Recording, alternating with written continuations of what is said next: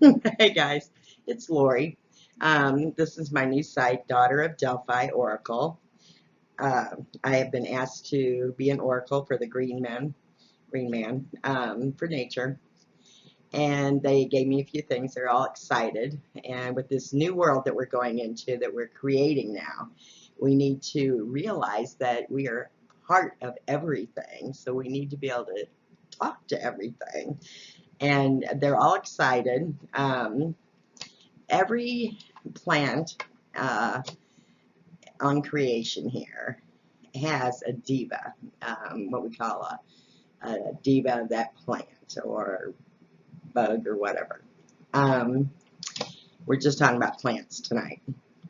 And the diva spirit, you can ask to see if there's anything, or you can ask for the nature spirit or the green man. The green men have a hard time coming through sometimes.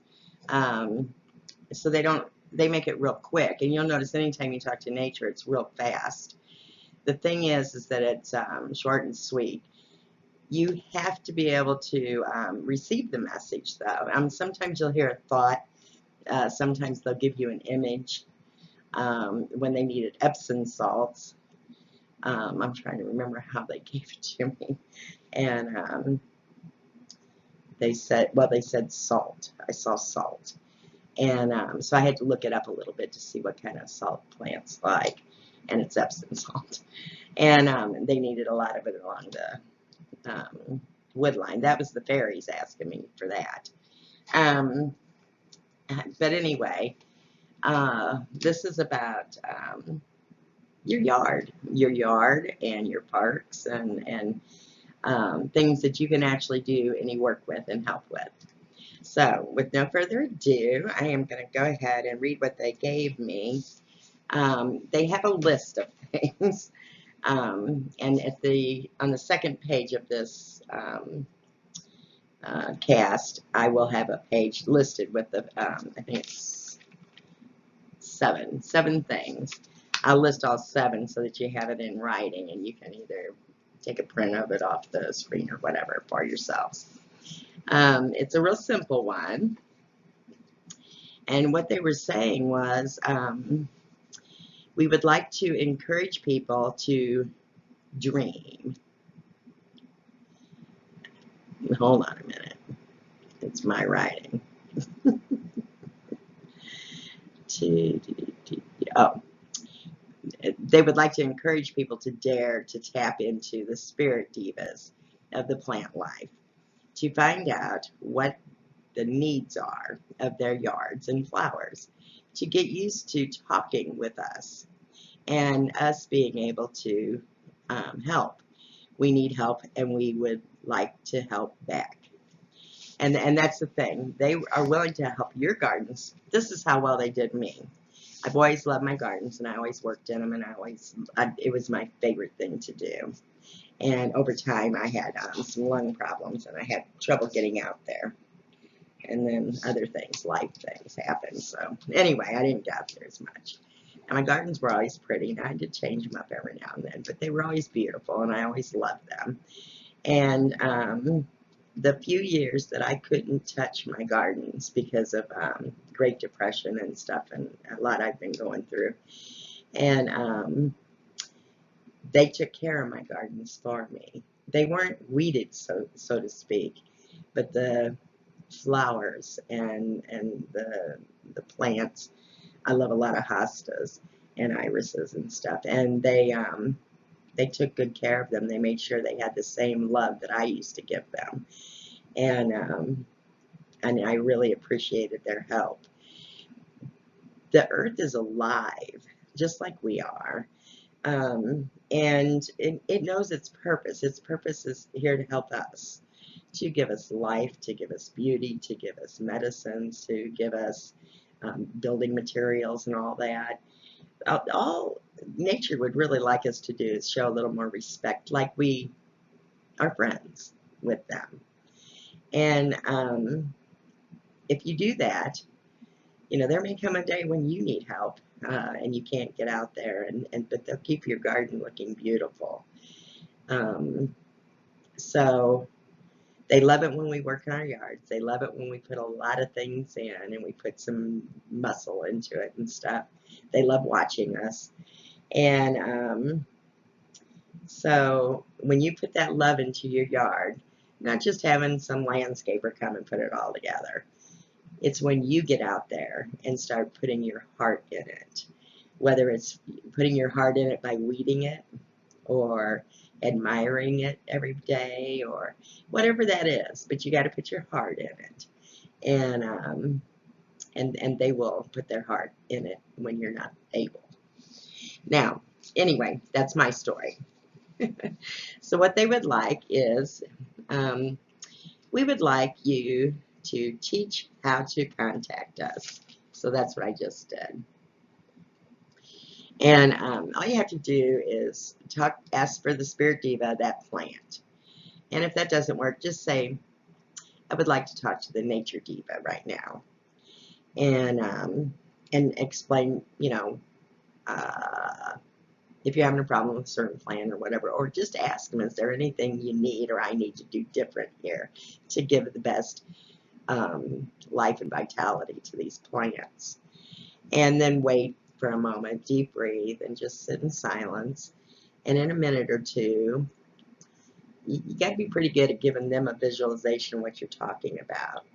And then they'll give you a visualization back, and you may even hear, not hear so much as, but you'll get a word or two, And the better you get at it, the better the communication gets.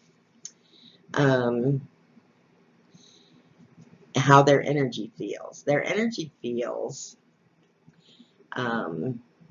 gentle. It's gentle, and it's sometimes a little excitable, and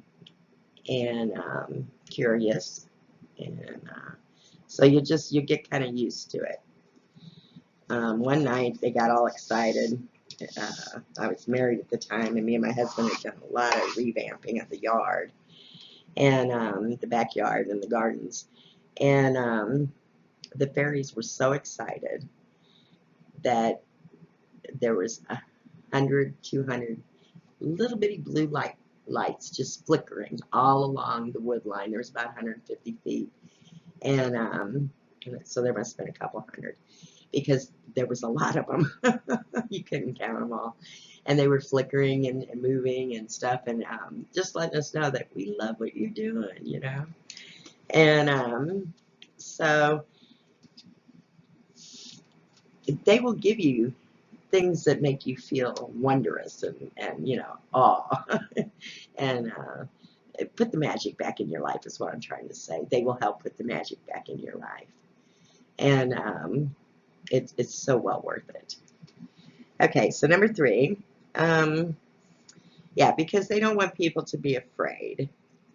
I had one come in the house, and it was this energy that, and it looked like a black, I don't know, like a little black object thing, buzzing around the house.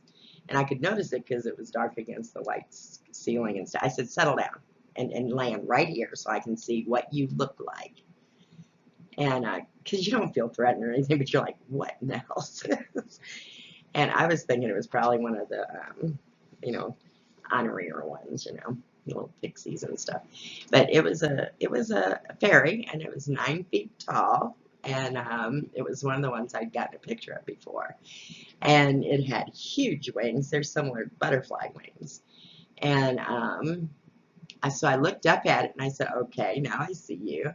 Now, what can I help you with? And that's when they needed the Epsom salt. They said, we need salt along the wood line, all up and down. And I thought, salt. Okay, so I looked it up, and Epsom salt is what they use. So that's what I did. I won't tell you how I did it, because then you'll laugh at me too. And I'm lucky the fairies still like me. But anyway, I did eventually get them the proper amount of Epsom salt out there. Just took me a while. And so anyway, now you know I'm embarrassed now. So I didn't act as fast as I should have. Anyway, they're not mad at me. They can tell when they have they can tell if you can speak to them right away because they can tell about your aura. And that's how all spirits can tell of any kind. They can tell by your aura. That's why I can never understand why I'm a medium as well, and why spirits of the dead would come and get my attention all the time. It was like, well, how do you even know I can talk to you? And they're like, your aura. It just speaks of, you know, that kind of ability. So anyway, and let's see what else. Yeah, because your aura will speak of great love and respect. That's what they say. Number 5, that sometimes we will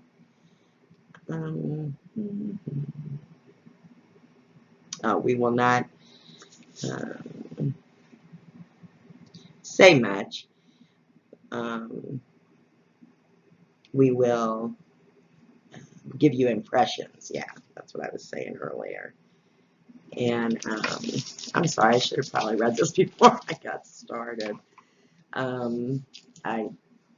When I channel with automatic writing, so I just write real fast. And so I apologize for not straightening out what I wrote first. Okay, number 6. How to show respect, more respect to the planet overall. This is one of the things that the whole planet, I know, would like more of. The planet is alive. She is considered an entity, and she gets to ascend with us. And that in itself is really cool. So we need to walk gently on the earth. She doesn't mind providing our needs, but we need to be more like Native Americans. Take what you need, leave the rest. We tend to take too much, and we tend to not think of what the earth needs. Like when we have grass yards, grass is the worst thing you could have in your yard. It sucks up all the water. It makes it hard for the trees to have enough water and the plant and the rest of the plant life. And so you need to mix it up more. Less grass, more, plant life. And just that's the kind of respect you need to start having for the earth. And don't trash on her, and stuff. And I just be respectful. See her as an entity, the whole thing. And then you have little individual entities of certain, all species, so that you can just communicate with them, or you can communicate with Mother Nature completely. And that's all she's asking, is a little respect, and she'll go a long way for us. Number 7, she loves it when we fill the atmosphere with love and light, and the planet as well. Teach this to them, please. All for now. This is something I do. I sit in a form of meditation, and I deep breathe 3 or 4 times, and I see myself go up out into the atmosphere, through the stratospheres, and I go all the way out to the central sun, and I praise it, I give it love, and then I ask for more, and it just fills me with this golden energy and pink, golden pink. It's pink and love. And I come back and I see myself spinning as I'm coming back, and I'm sharing all this love and light with the universe, all that golden pink light, just sharing the love. And then I come back into the atmosphere, and I'm continually spinning and sharing this love. I let my arms out, and I just spin and let it come out my hands and arms. And I feel the atmosphere, and then I go into the earth, and then I feel her, and I feel it, so it comes back up, and it touches all the humans and all the plant life and all the animals. Light and love. Deep light and love for all. and just great respect and appreciation. And that is something they love when we do that. So they're asking if you guys would do it too, because they love that. It really helps inspire them and helps them realize that they are thought of and they are loved, and that it's not just about us humans on board, you know, and the animals like it too. So if you could do that, that would be great. And I don't do it every day, but I do it about, I don't know, about maybe once a month. And maybe I should do it more. Maybe we should make a habit of doing it every morning and everything, something like that. Because I have caught the fairies. They lounge in trees at sunset, and they lounge in trees at sunrise. You know, kind of like when you heard the angels would sing at sunrise and sing at sunset. It's a really cool thing. I think all supernatural beings do something like that. And so anyway, that's all I've got. That's all the green men had. And just know that nature loves you too, and would love to have a more working relationship with each individual if at all possible. And blessings and love from Lori. I'll talk to you later. Bye.